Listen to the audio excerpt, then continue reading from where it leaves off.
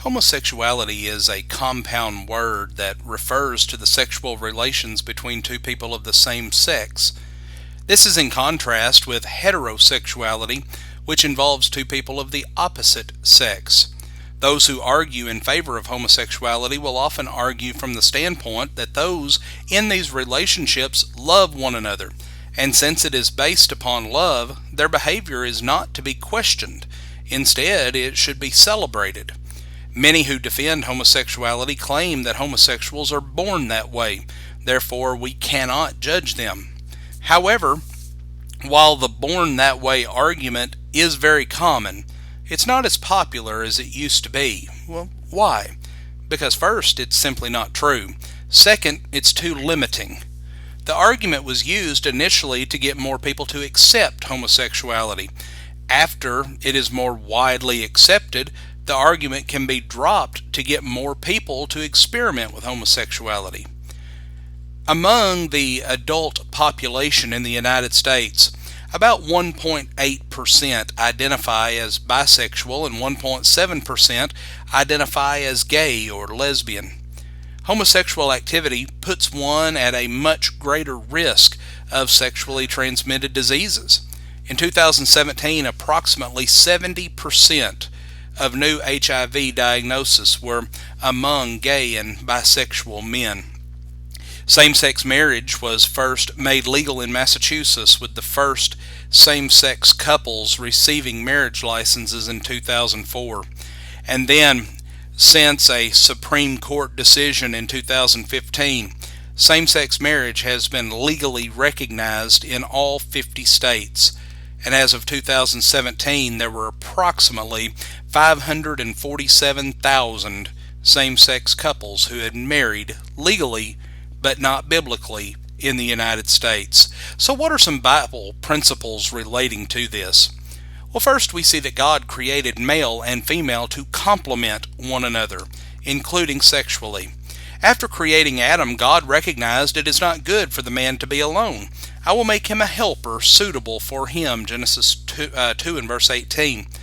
When God brought all of the animals he created to Adam to receive a name, none of them would fit the need that man had, Genesis 2, verses 19 through 20. So God created a woman to be the companion that Adam needed. They were literally made for one another. Second, we see that God designed marriage to be between one man and one woman. God bringing together Adam and Eve was meant to illustrate God's law concerning marriage. And that is, for this reason, a man shall leave his father and his mother, and shall be joined to his wife, and they shall become one flesh. Genesis 2 and verse 24. Jesus cited this law as the foundational principle for his teaching about marriage as well, adding this, that what therefore God has joined together, let not man separate, Matthew 19 verses 4 through 6. In other words, God's design for marriage included one man and one woman for life. Third, we see that sexual activity outside of this relationship or fornication is sinful. The writer of Hebrews said marriage is to be held in honor among all, and the marriage bed is to be undefiled. For fornicators and adulterers, God will judge, Hebrews 13 and verse 4. Fornication is the general term for any type of sexual immorality, including but not limited to homosexuality. Next, we see that homosexuality has been condemned by God in every dispensation of time. Before the law of Moses was given, during the time of the patriarchs, Sodom and Gomorrah were destroyed because they were given over to this sin. When the law of Moses was given, homosexuality was explicitly condemned in Leviticus 18:22 and 20 in verse 13. And then in the New Testament, homosexuality was classified as sinful behavior in 1 Corinthians 6 verses 9 through 11 and 1 Timothy 1 and verse 10. Then we see that besides being sinful, homosexuality is contrary to nature.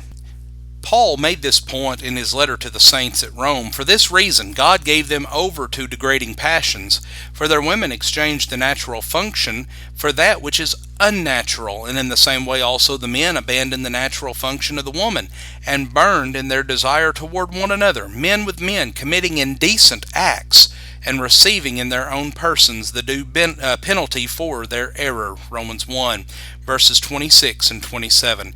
Because of this, one's way of thinking must be fundamentally altered in order to desire to engage in this type of behavior. Homosexuality is one of many forms of fornication. It is contrary to nature.